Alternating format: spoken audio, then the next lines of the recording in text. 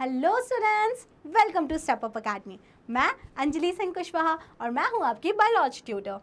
आज हम स्टार्ट करेंगे क्लास 12 के चैप्टर ह्यूमन रिप्रोडक्शन के टॉपिक फर्टिलाइजेशन एंड इम्प्लांटेशन को। इसके पहले वाली जो वीडियोस थी उसमें आप क्या पढ़ चुके हैं? उसमें आप पढ़ चुके हैं मेंस्ट्रुअल साइकिल और क्या पढ़ा आपने? Gametogenesis, spermatogenesis, oogenesis, female reproductive system, male reproductive system, मतलब कि इनिशियल चीज़ों को आप काफ़ी ज़्यादा डिटेल में पढ़ चुके हैं। अब आज की जो वीडियो है वो किस कंसेप्ट पे बेस्ड है? वो इस कंसेप्ट पे बेस्ड है कि जो रिलीज्ड ओवम था, ओवम कहाँ से रिलीज हुआ था? ओवरी से। तो जो रिलीज्ड ओवम है उसके साथ क्या हुआ? अगर उसके साथ स्पर्म का इनकाउंटर होता है तो आगे की स्टोरी क्या होगी? क्या होगी आगे की स्टोरी? फर्टिलाइजेशन होगा, इम्प्लांटेशन होगा एंड प्रेगनेंसी होगी। और अगर फर्टिलाइज और काउंटर नहीं हुआ था अगर स्पर्म के साथ तो क्या हुआ था? तो मेंस्ट्रुअल साइकिल हुई थी। ठीक है, आ गई बात समझ में? तो चलिए बिना देरी करे हम लोग शुरू करते हैं। सबसे पहले हम देखते हैं reproductive phases of human life. ये है ह्यूमन लाइफ के वेरियस फेज। अब रिप्रोडक्टिव फेजेस की अगर हम डिस्कशन करें तो सबसे पहला जो पीरियड होता है फीमेल की बॉडी में या फीमेल की एज में, पूरे लाइफ स्पैन में, वो जो टाइम होता है 11 to 12 ईयर्स का, जिस टाइम पर जो मेंसेस होते हैं, मेंस्ट्रुअल साइकिल होती है, वो वापस से स्टार्ट होती है, वो पीरियड कहलाता है मेनार्च। जो मेंस्ट्रुअल साइकिल है जो स्टार्ट होती है तो कहलाता है मेनार्च। ठीक है, तो this is the first phase.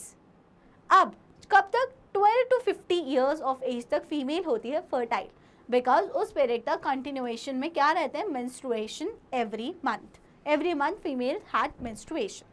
ठीक है, और अब आफ्टर 50 ईयर्स क्या होता है? आफ्टर 50 ईयर्स टिल डेथ जो फेज आता है उसे हम बोलते हैं मेनोपॉज। मेनोपॉज क्या होता है कि now menses is been stopped. अब मेंसेस रुक गए, अब फीमेल जो है वो उसमें मेंस्ट्रुअल साइकिल नहीं हो रही है, तो उस कंडीशन को हम लोग बोलते हैं मेनोपॉज, और अब फीमेल फर्टाइल नहीं है। तो रिप्रोडक्टिव फेज कब से कब तक आप बोल सकते हैं? किस टाइम पीरियड को आप रिप्रोडक्टिव फेज बोलेंगे फीमेल का? तो आप बोलेंगे time period between menarche to menopause. Menarche मतलब मेंस्ट्रुअल साइकिल का स्टार्ट होना एंड मेनोपॉज मतलब मेंस्ट्रुअल साइकिल का बंद हो जाना।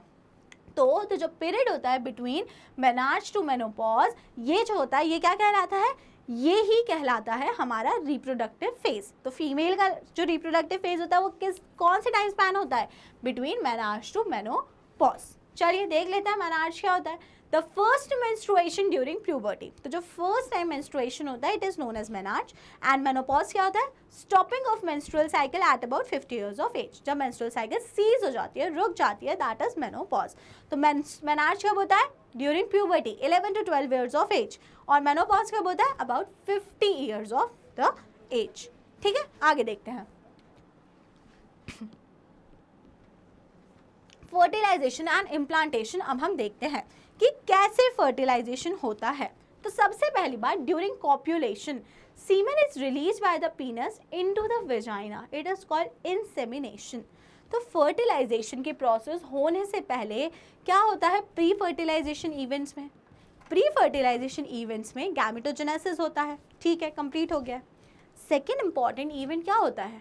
गैमेट का ट्रांसफर। क्या होता है? गैमेट का ट्रांसफर। अब जो ह्यूमंस होते हैं उसमें गैमेट ट्रांसफर होता है बाय द प्रोसेस ऑफ कॉप्यूलेशन। कॉप्यूलेशन की प्रोसेस होती है जिसके थ्रू जो मेल गैमेट होता है वो फीमेल के वजाइना में या फीमेल रिप्रोडक्टिव ट्रैक में एंटर करता है। ठीक है, तो क्या होता है? ड्यूरिंग कॉप्यूलेशन सेमेन रिलीज होता है। अब आपको पता है सेमेन क्या होता है? Semen is a fluid which constitute of sperms and nutritive fluid. तो सेमेन क्या होता है? सेमेन में स्पर्म्स होते हैं और साथ में न्यूट्रिटिव फ्लूइड होता है जो स्पर्म्स को नरिश करता रहता है, उसको हम बोलते हैं सेमेन। तो सेमेन कहाँ पे रिलीज होता है? Into the vagina. और किसके थ्रू होता है? थ्रू पीनस। तो पीनस के थ्रू वेजाइना में रिलीज होते हैं सेमेन। ठीक है, सेमेन रिलीज हो गया और इस प्रोसेस को बोला जाता है इंसेमिनेशन। क्या बोला जाता है? इंसेमिनेशन। तो जो प्रोसेस हो गई जिसके थ्रू जो हमारे स्पर्म्स हैं या सेमेन है रिलीज किया गया into the vagina, the process is known as insemination. तो सबसे पहले गैमेट ट्रांसफर की प्रोसेस क्या हो गई? Through insemination. हो गया गैमेट ट्रांसफर। ठीक है, अब after gamete transfer is been done तो आपको क्या एक्सपेक्टेड है? अब क्या होगा? अब जब गैमेट का ट्रांसफर हो गया है तो ऑब्वियस सी बात है क्या होगा, फर्टिलाइजेशन। और फर्टिलाइजेशन क्या होता है, fusion of sperm with the ovum is called fertilisation. बहुत बार सिखा दिया आपको ये चीज कि फर्टिलाइजेशन क्या होता है, मेल गैमेट और फीमेल गैमेट का फ्यूज हो जाना, ये चीज क्या कहलाती है, फर्टिलाइजेशन। तो fusion of sperm with ovum is called fertilisation. It occurs in ampullary region of the fallopian tube. अब ये बात बहुत इंपॉर्टेंट हो गई कि कहाँ पर, किस जगह पर, what is the site of the fertilisation. तो जो साइट ऑफ द फर्टिलाइजेशन होती है वो होता है एम्पुलरी रीजन।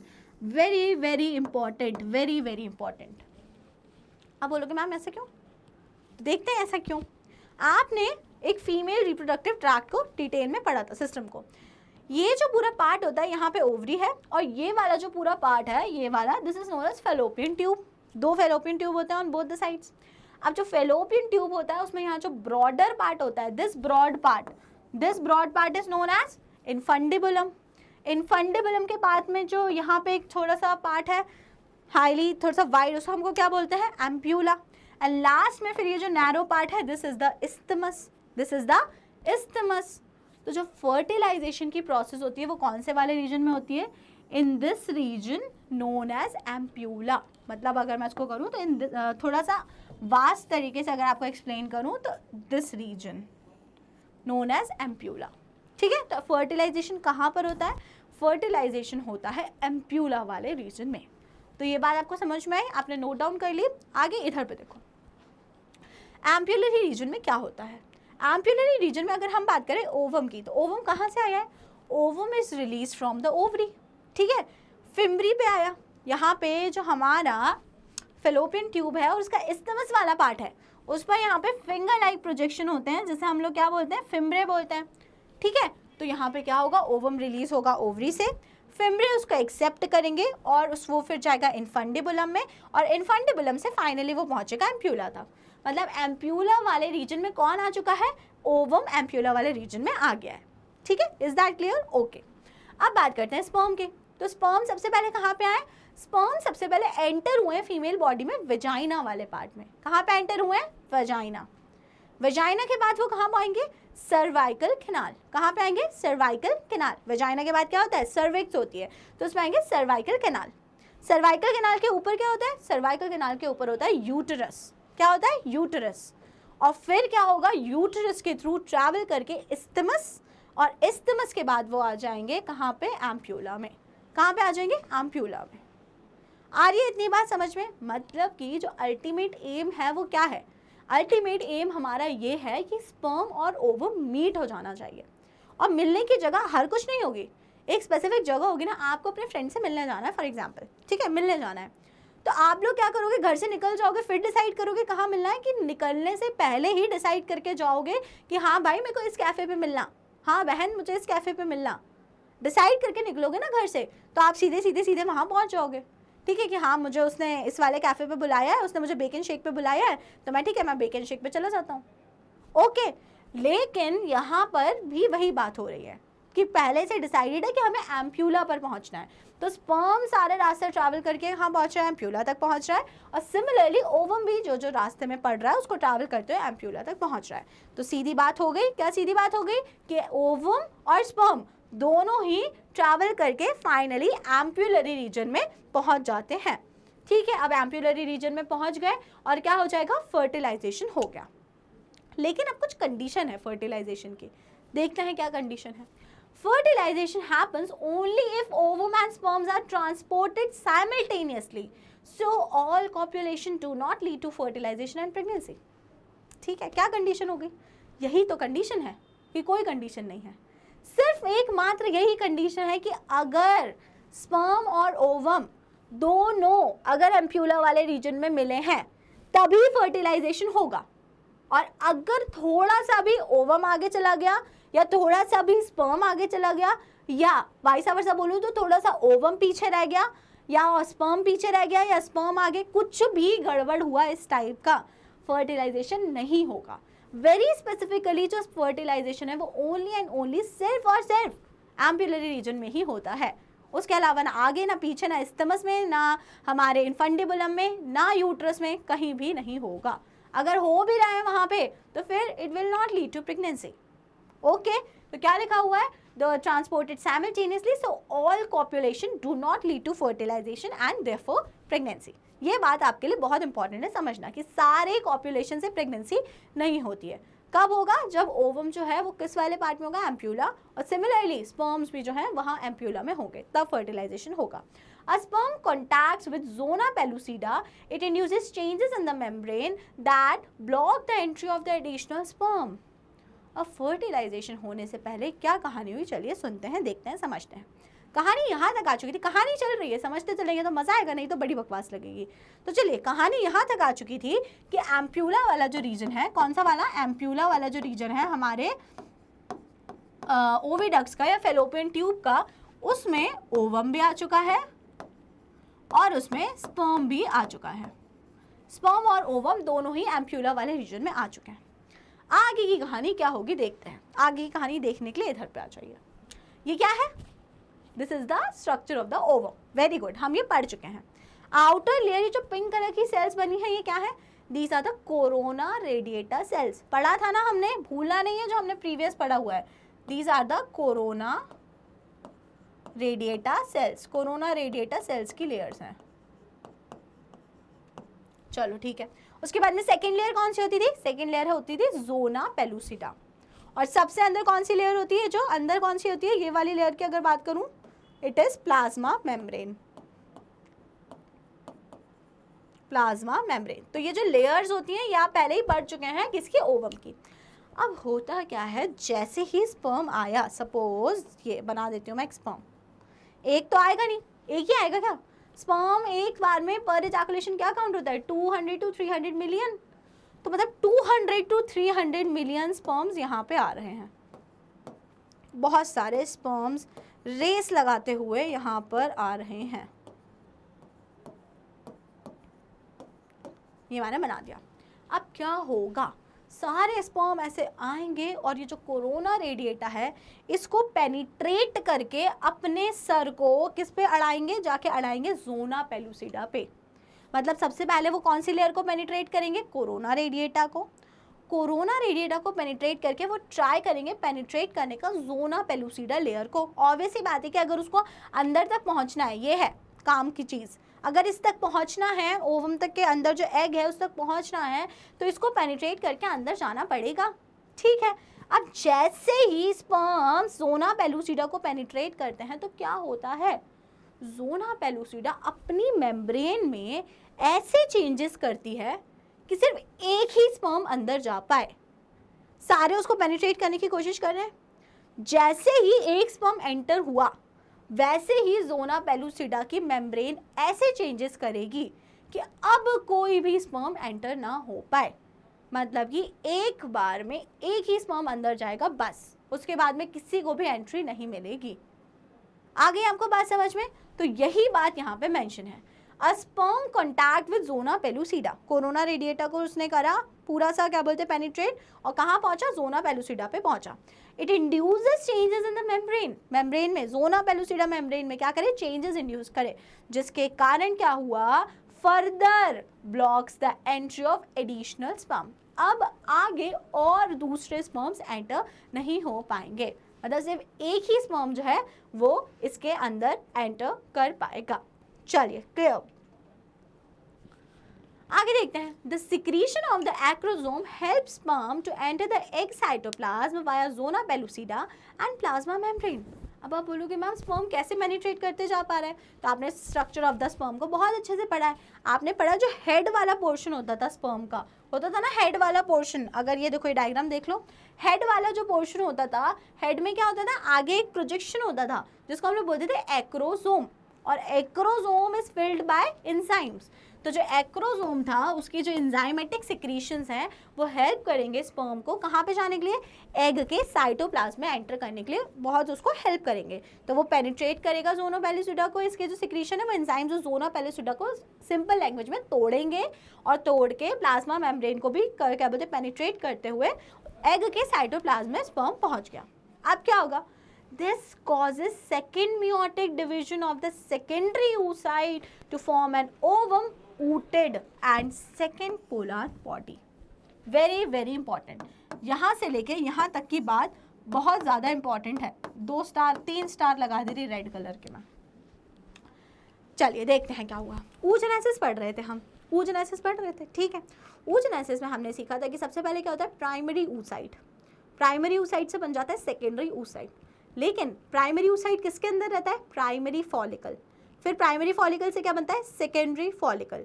सेकेंडरी फॉलिकल से क्या बनता है, टर्शियरी फॉलिकल।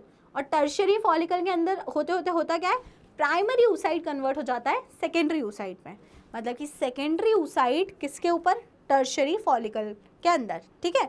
और टर्शियरी फॉलिकल फाइनली मैच्योर होकर बन जाता है ग्राफियन फॉलिकल। तो स्टोरी आ जाती है ग्राफियन फॉलिकल, और ग्राफियन फॉलिकल के अंदर प्रेजेंट होता है हमारा सेकेंडरी oocyte, जिसको हम लोग बोलते हैं ओवम, जिसे हम लोग क्या बोलते हैं, ओवम, ठीक है। सिर्फ मियोसिस 1 हुआ था, अभी मियोसिस 2 नहीं हुआ था, रुक गया था वहीं पे।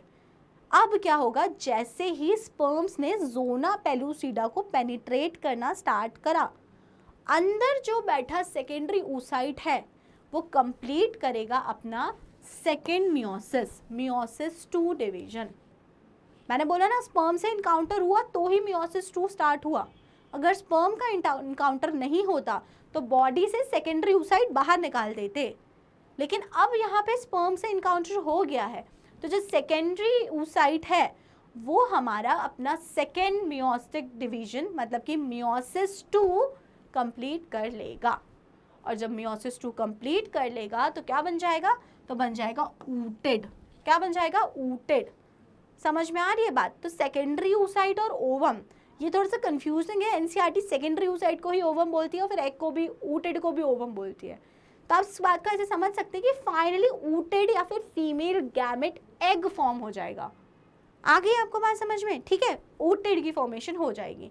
और ये कब हुआ मियोसिस 2, जब स्टार्ट हुआ किसका, स्पर्म्स का पेनिट्रेशन। उसके पहले मियोसिस 2 कंप्लीट नहीं हो रहा था। तो मियोसिस 2 कंप्लीट हुआ और सेकेंडरी oocyte जो है वो क्या बन गया, ऊटेड। जैसे मेल्स में अगर आपको याद हो, स्पर्मेटोजेनेसिस में आपको याद हो, तो सेकेंडरी स्पर्मेटोसाइट बन जाता था स्पर्मेटिड। वैसे ही फीमेल्स में जो सेकेंडरी oocyte था वो बन गया ऊटेड। और second polar body, first polar body कब बनी थी, वेरी गुड, जब क्या हुआ था, मियोसिस 1 हुआ था और उसमें बना था secondary oocyte and first polar body. और अब यहाँ पे क्या हुआ, मियोसिस 2 हुआ और बन गया ऊटेड और सेकेंड पोलर बॉडी, ठीक है। तो मतलब फीमेल गैमेट बन के रेडी है। ऊटेड इज द फीमेल गैमेट जो कि रेडी है। अब क्या होगा, the haploid nuclei of the sperm and ovum. अब जो हैप्लॉइड न्यूक्लियाई है, स्पर्म के अंदर एक हैप्लॉइड न्यूक्लियस होता था बड़ा सा, वो, और यहाँ पे जो ऊटेड है इसके अंदर भी एक हैप्लॉइड न्यूक्लियस है, वो, इन दोनों का क्या हो जाएगा, फ्यूजन। ये दोनों हो जाएंगे fuse and together they form a diploid zygote. और ऑब्वियसली बात है, आपको बहुत अच्छे से पता है, जब भी जाइगोट का फ्यूजन होगा तो क्या बन जाएगा, दोनों जाइगोट का फ्यूजन नहीं होगा, गैमेट्स का फ्यूजन होगा, male gamete and female gamete का, तो बन जाएगा डिप्लॉइड जाइगोट, ठीक है। इजी स्टोरी, कुछ भी ऐसे इसमें बहुत ज़्यादा डिफिकल्ट नहीं है। बट फिर भी आपको अगर कोई भी डाउट्स होते हैं तो आप अपने डाउट्स कमेंट सेक्शन में मेंशन कर सकते हैं, ताकि मुझे पता चले कि आपको क्या क्या डाउट्स आ रहे हैं पढ़ते हुए। ओके, ये देख लो, ये डायग्राम है, किसका डायग्राम है, ये एक एग का डायग्राम है आफ्टर फर्टिलाइजेशन, ठीक है। आगे अब हम देखते हैं कि कैसे अब जाइगोट से इम्प्लांटेशन वाली स्टेज बनेगी और क्या चीज़ इम्प्लांट होगी। तो आपने क्या देखा, एम्प्यूला वाला रीजन है, उसमें फर्टिलाइजेशन हो गया और क्या बन गया, जाइगोट बन गया। जाइगोट कैसा है, जाइगोट इज डिप्लॉइड। डिप्लॉइड है मतलब अंदर 2 सेट्स ऑफ क्रोमोसोम है, but it is unicellular. Zygote हमेशा कैसा होता है, एक सिंगल सेल है, सिंगल सेल, बस एक अकेली सेल होता है जाइगोट, सिंगल सेल, बट कैसी सेल है, डिप्लॉइड। जाइगोट की फॉर्मेशन हो गई। अब मेरा क्वेश्चन है, क्या इम्प्लांटेशन भी जाइगोट का ही होता है? तो answer is no, implantation zygote का नहीं होता। Zygote develops into further stages. तो क्या होती हैं वो स्टेजेस, देखो, जाइगोट है, जाइगोट में सबसे पहले अब होना शुरू होगा माइटोसिस। जाइगोट है जो मैच्योर होने के लिए, जाइगोट से एक प्रॉपर वेल डेवलप्ड फीटस बनने के लिए जो होता है वो होता है हमारा माइटोसिस। कौन सा डिवीजन होता है, माइटोसिस। माइटोसिस होगा और जाइगोट सिंगल सेल से सबसे पहले 2 सेल स्टेज बनी, एक जाइगोट 2 सेल में डिवाइड हुआ। अब उसके बाद में क्या होगा, 2 सेल स्टेज से 4 सेल स्टेज बनी। आगे आपको पता है 4 सेल स्टेज से कितनी होगी, 8 सेल स्टेज बनेगी। 8 सेल से 16 सेल स्टेज बनेगी। 16 सेल स्टेज से ब्लास्टोसिस्ट बन जाएगा। 32 to 56 सेल स्टेज। तो ये जो वेरियस स्टेजेस अभी आपने देखी, क्या क्या देखी आपने, zygote, then 2 cell stage, 4 cell stage, 8 cell stage, 16 cell stage and then blastocyst. These different stages have different names. तो चलिए देखते हैं क्या है वो नेम्स, अलग अलग स्टेज पे क्या किसको बोला जाता है। सबसे पहली बात तो चलो देखते हैं, zygote undergo mitotic division cleavage. सबसे पहले क्या होगा, जाइगोट में माइटोसिस होना शुरू होता है और क्लीवेज मतलब जाइगोट टूटना शुरू होता है। सबसे पहले किसमें, सबसे पहले वो टूटेगा किसमें, 2 सेल स्टेज में। और साथ साथ में और क्या होगा, एम्प्यूला में फर्टिलाइजेशन हो गया था ना। अब फर्टिलाइजेशन के बाद जो जाइगोट है वो मूव करना स्टार्ट होगा हमारे फेलोपियन ट्यूब में। वो एम्प्यूला से इस्थिमस में जाएगा, इस्थिमस से यूट्रस में आएगा, ठीक है, और साथ में वो डेवलप भी होता जाएगा। तो सबसे पहले क्या लिखा हुआ है, zygote undergo mitotic division cleavage starts as it moves through the isthmus. अब जैसे ही वो एम्प्यूला से निकलकर इस्थिमस वाले रीजन में आया है हमारे फेलोपियन ट्यूब के, तो उसमें डिवीजन स्टार्ट हो जाएंगे। और कौन कौन से स्टेजेस आएंगे, 2 cell stage, 4 cell stage, 18, 16 daughter cell stage called blastomeres. तो जो हमारा जाइगोट है उसमें ये जो वेरियस सेल्स बन रही है ना, ये जो सेल्स जितनी भी क्रिएट हो रही हैं, ये वाली सेल, ये वाली, इसमें 4 सेल है, इसमें 8 है, इसमें 16 है, इन सेल्स को बोलते हैं ब्लास्टोमियर्स। इन सेल्स को क्या बोलते हैं, ब्लास्टोमियर्स।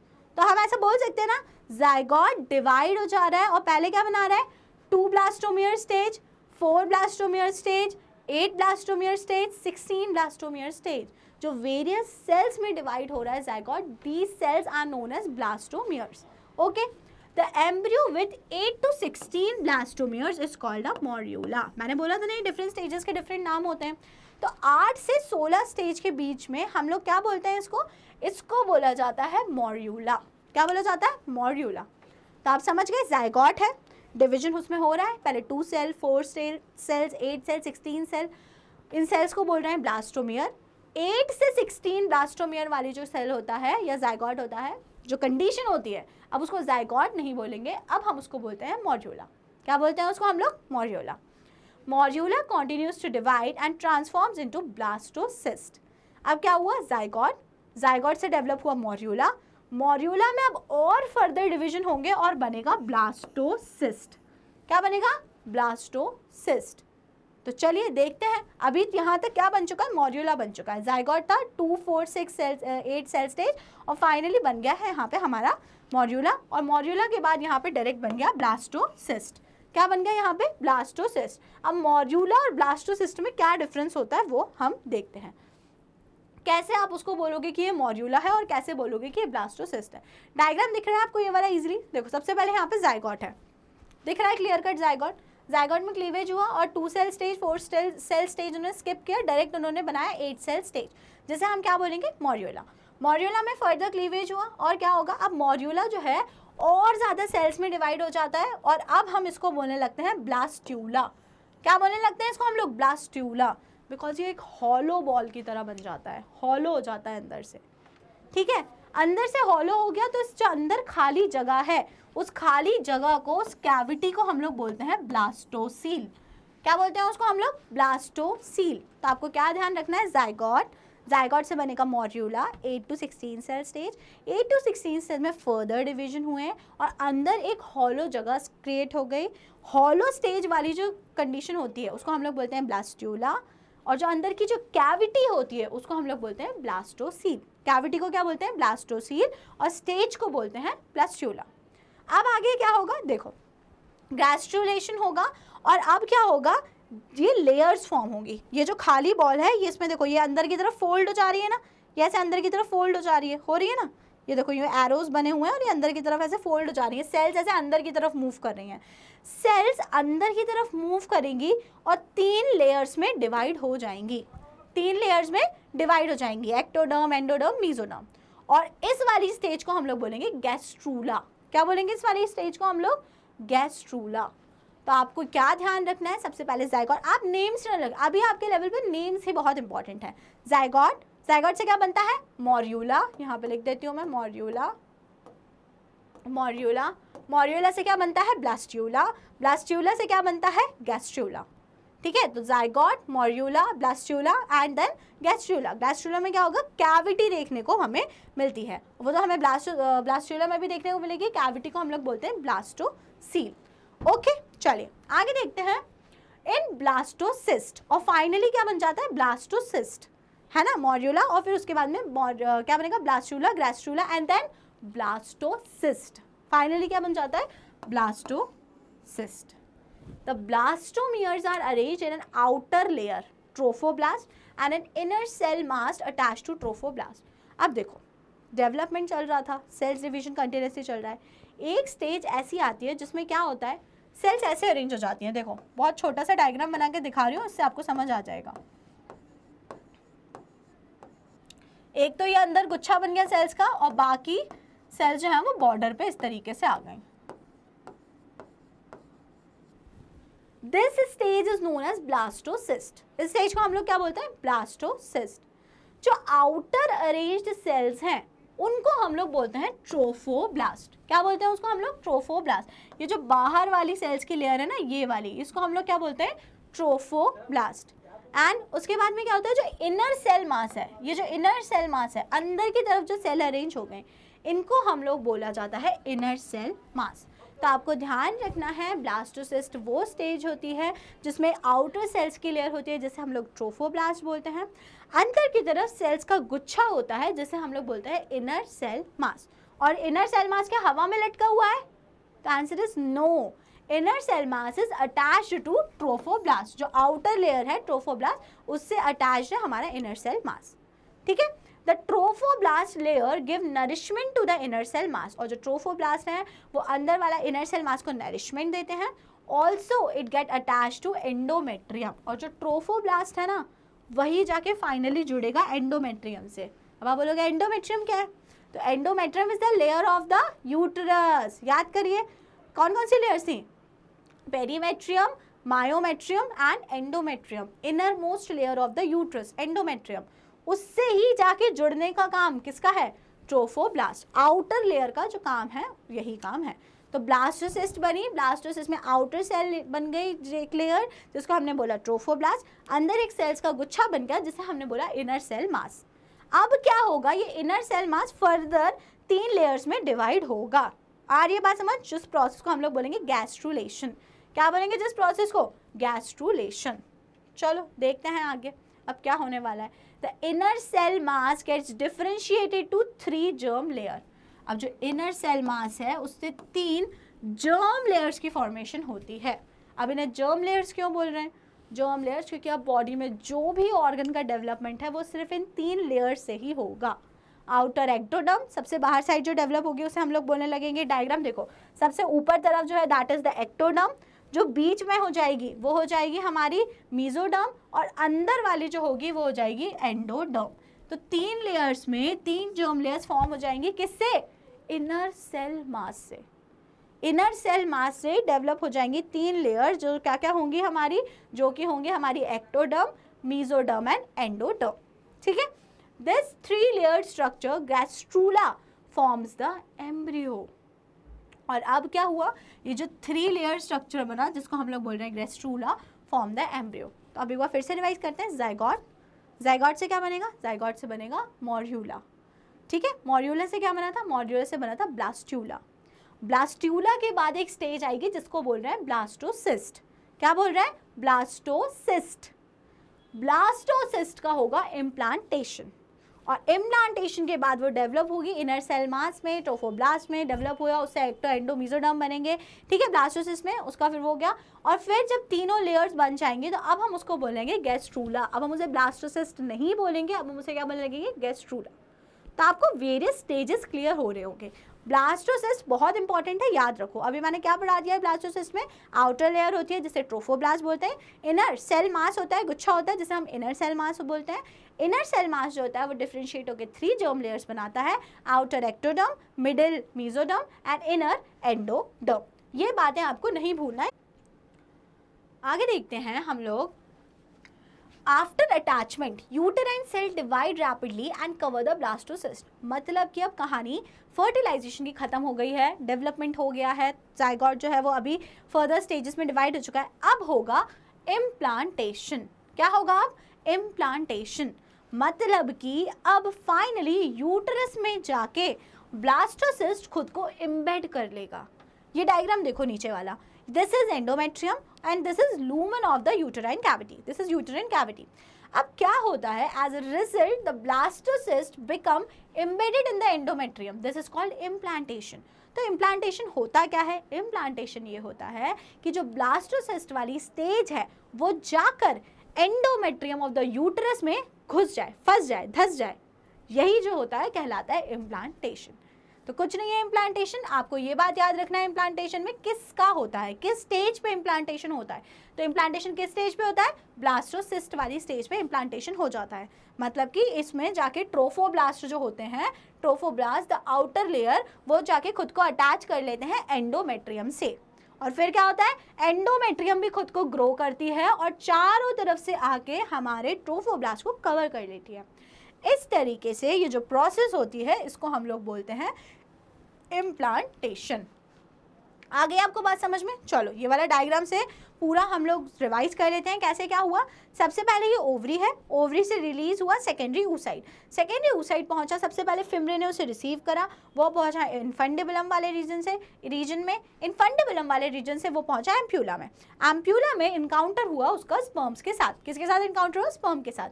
कोई एक स्पर्म पेनिट्रेट कर गया इन द साइटोप्लाज्म और फिर क्या हुआ, एग सेल न्यूक्लियस और स्पर्म न्यूक्लियस के बीच में फर्टिलाइजेशन। तो प्रोसेस ऑफ फर्टिलाइजेशन हुई और बन गया जाइगोट। अब क्या हुआ, जाइगोट ने जब यहाँ से मूव करना स्टार्ट कर रहा है फेलोपियन ट्यूब में, तो जाइगोट सिंगल सेल था, अब जाइगोट क्या बन गया? 2 सेल स्टेज बन गया है इस्थिमस में आके, 2 सेल से 4 सेल स्टेज बन गया है, 4 सेल से 8 सेल स्टेज बन गया है, मॉड्यूला बन चुका है इस्थिमस में आते आते। आगे देखते हैं क्या हुआ, मॉड्यूला वाली स्टेज बन गई, 8 सेल स्टेज आ गई, फिर अब 8 सेल के बाद 16 सेल स्टेज आई जिसको उसमें मॉड्यूला लेबलिंग की गई है। मॉड्यूला के बाद क्या हुआ, ब्लास्टोसिस्ट बना। क्या बन गया? ब्लास्टोसिस्ट, ब्लास्टूला एंड देन मॉड्यूला के बाद क्या बना? ब्लास्टोसिस्ट। तो देखो ब्लास्टोसिस्ट कहाँ बना है, अगर आप देख पा रहे हो, ब्लास्टोसिस्ट जो बना है वो आप देख पा रहे हो कि it is created in the upper part of the lumen of the uterus. अगर ये यूटरस की कैविटी है तो उसके अपर पार्ट में यहाँ पे बन गया है ब्लास्टोसिस्ट। और अब क्या होगा, ये जो ब्लास्टोसिस्ट है ये जाके इस यूटेराइन की वॉल से खुद को अटैच कर लेगा और इसी प्रोसेस को हम लोग क्या बोलते हैं, इसी प्रोसेस को हम लोग बोलते हैं इम्प्लांटेशन। तो इम्प्लांटेशन किस चीज़ का होता है? ब्लास्टोसिस्ट का होता है। अब आप बोलोगे मैम आपने आगे बताया था कि ब्लास्टोसिस्ट के बाद गैस्ट्रूला बनेगा, तो वो कब होगा फिर? तो अब होगा ना, अटैचमेंट हो गया ब्लास्टोसिस्ट का यूटेराइन की वॉल पे, एंडोमेट्रियम पे। अब फर्दर डेवलपमेंट जो होगा उसमें डेवलप होंगे एंडोमेट्रियल, क्या क्या डेवलप होगा उसमें, एक्टोडर्म, मीजोडर्म, एंडोडर्म, सारी जर्म लेयर्स का फॉर्मेशन अब इम्प्लांटेशन के बाद में होगा। आ गई आपको बात समझ में? तो this is everything about fertilization and implantation. ठीक है, देख लो ये डायग्राम जो है इसमें बताया है कि फर्टिलाइजेशन की प्रोसेस कैसे होती है।